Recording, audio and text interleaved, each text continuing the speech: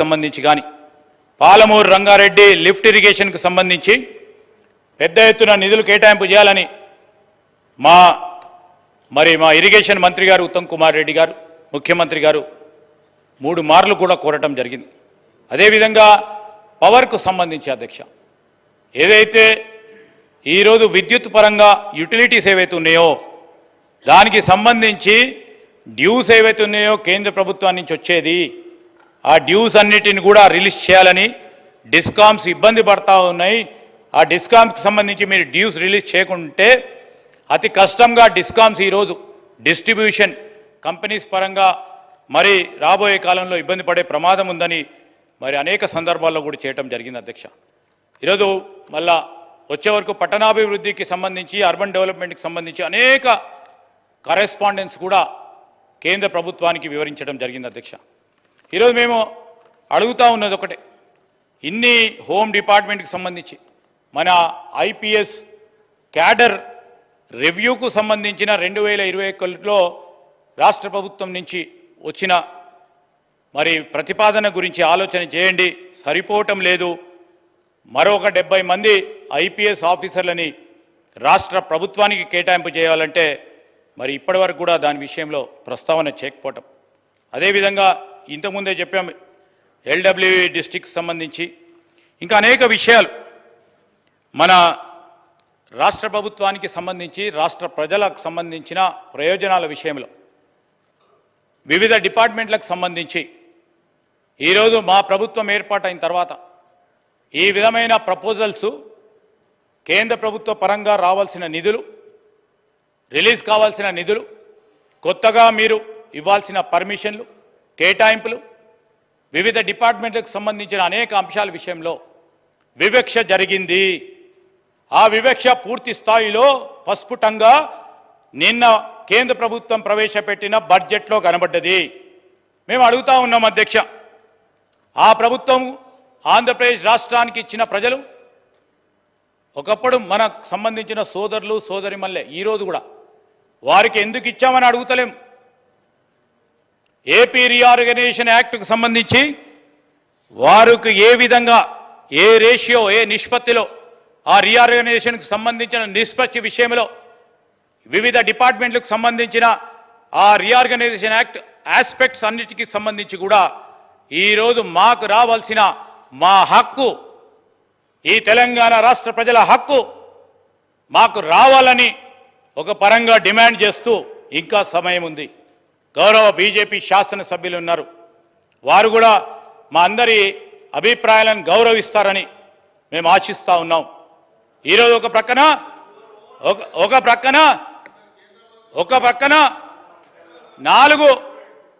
ప్రక్కన నలుగురు పార్లమెంటు సభ్యులను ఆంధ్రప్రదేశ్ రాష్ట్రం బీజేపీ నుంచి అక్కడికి వెళ్తే ఇంత పెద్ద ఎత్తున సాధించి రాదు. ముగ్గురే 8 మందిని ఇచ్చిన మన తెలంగాణ రాష్ట్ర ప్రజలు మీకు. దాంట్లో 2 గౌరవ మంత్రులు. మీకు బాధ్యత ఉందని మేము తెలియజేయడానికి, మీ బాధ్యతకు సంబంధించిన ఎక్కడ పొరపాటు జరుగుతూ ఉంది, దానివల్ల తెలంగాణ రాష్ట్ర ప్రజలు వారి హక్కులు కోల్పోతూ ఉన్నారు. వారికి రావాల్సిన నిధులు, వారికి కావాల్సిన హక్కులు అన్నీ కూడా కోల్పోవడం జరుగుతూ ఉంది అధ్యక్ష. ఈరోజు మేము ఎందుకు చెప్తా ఉన్నాము, మనకందరికీ అన్యాయం జరిగింది. అన్యాయం జరిగిన సందర్భంలో ఈరోజు మేము ఈ సందర్భంలో కూడా నేను గౌరవ సభ్యులను వారి ఆలోచన కూడా తీసుకోమని కోరుతా ఉన్నాం అధ్యక్ష. ఐఎమ్ నాట్ ఈల్డింగ్ అధ్యక్ష, I'm not speaking against the rule. ఈరోజు నేను గౌరవ మంత్రి గారిని ఈరోజు దేశంలో మేము అడుగుతా ఉన్నాం 2-3 ప్రశ్నలకి. ఈరోజు దేశంలో తెలంగాణ భాగం కాదా? తెలంగాణ నువ్వు ఎందుకు విస్మరించడం జరిగింది? ఎందుకు మర్చిపోయినరు కేంద్ర ప్రభుత్వం? ఈరోజు మీరు సమాధానం తెలంగాణ మాకు కాదు, మాకు ఇవ్వకుంటే సార్ ఓకే, తెలంగాణ ప్రజలకు సమాధానం చెప్పాల్సిన అవసరం ఉంది. ఈరోజు తెలంగాణ ఒక కొత్త రాష్ట్రం దేశంలో ఉందన్న సంగతి పూర్తి స్థాయిలో మర్చిపోయారు కేంద్ర ప్రభుత్వం. అందుకోసమే బడ్జెట్లో మొండి చేయి చూపెట్టినట్టు స్పష్టంగా కనబడతా ఉంది. ఈరోజు industrial park you know, my dear good friend, they have declared one industrial corridor. That corridor which doesn't fetch even 1 kilometer of the corridor which is in Telangana. The node which they have already ascribed falls in Andhra Pradesh. And in spite, our right, whatever the general thing, what you people are telling, sir, ఈ రోజు కూడా చెప్తా ఉన్నాం, నిధుల కేటాయింపు విషయంలో వివిధ డిపార్ట్మెంట్ల ద్వారా వచ్చే అంశాలు మన హక్కు తప్పకుండా వస్తాయి. అవి ఈరోజు మేము ప్రత్యేకంగా ప్రస్తావనలో ఏపీ రీఆర్గనైజేషన్ యాక్ట్కు సంబంధించిన అంశాల విషయంలో సమాధానం చెప్పమని కోరుతా ఉన్నాం.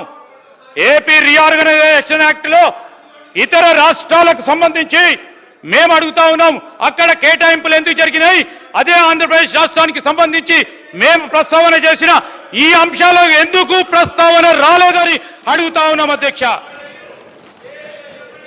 ఈరోజు మేము అడుగుతా ఉన్నాం, దయచేసి ఈరోజు నేను పరిశ్రమలకు సంబంధించి నేను సోదరులు అడుగుతా ఉన్నారు, పరిశ్రమలకు సంబంధించి మనకు ఇది గ్రోత్ ఇంజన్, 5 ట్రిలియన్ ఎకానమీ చేయాలి. భారతదేశానికి సంబంధించి మేము పాత్రదారులమని ముందుకెళ్తా ఉన్నాం. మన వానవరులు గొప్ప వానవరులు ఉన్నాయి. ఇక్కడ గొప్ప ఈకో సిస్టమ్ క్రియేట్ చేశాం. దాంట్లో మాకు భాగస్వామ్యం కావాలి అంటే తప్పకుండా ఇవ్వాల్సిన ధర్మం కేంద్ర ప్రభుత్వానికి. మేము అడుగుతా ఉన్నాం, ఒకటే సింగిల్ లైన్ అధ్యక్ష, చాలా మంది మాట్లాడేది ఉంది.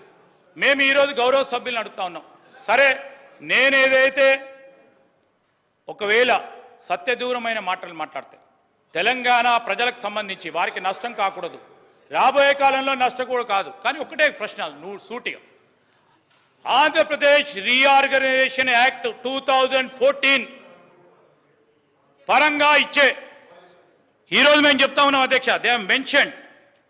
ఈరోజు మీరు చూస్తే బడ్జెట్లో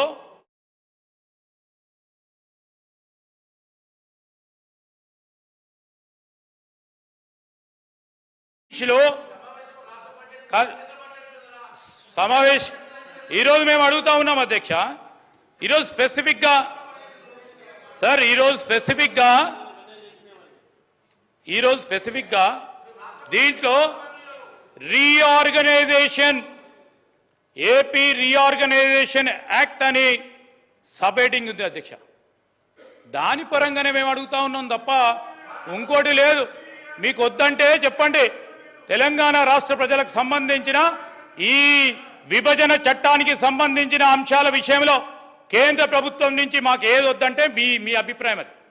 మేము అడుగుతా ఉన్నాం, మా అభిప్రాయం ఇది, మీ ద్వారా మీ పార్లమెంట్ సభ్యుల ద్వారా కేంద్ర మంత్రులకి అదేవిధంగా ప్రధానమంత్రికి తెలియజేసి ఇప్పటికైనా బడ్జెట్ ఆమోదం చేయడానికి సమయం ఉన్నది, సవరణ చేసే కార్యక్రమం చేయాలని కోరడానికి అందరి అభిప్రాయం తీసుకున్నది